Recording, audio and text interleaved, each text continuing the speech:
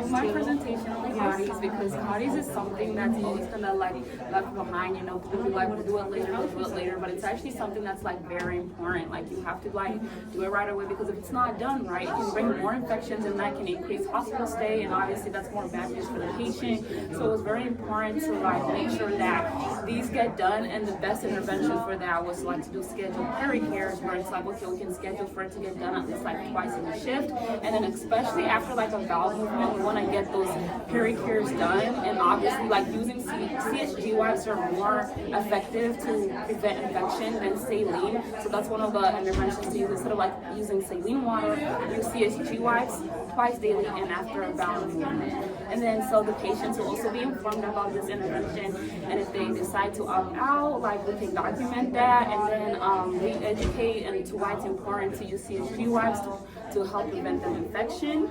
And as you can see here, the research supports that scheduled peri-cares are to prevent CAUTIs, and it was found that twice daily 2% CSG wipes care greatly reduce CAUTIs compared to saline, and that's what was found in the research.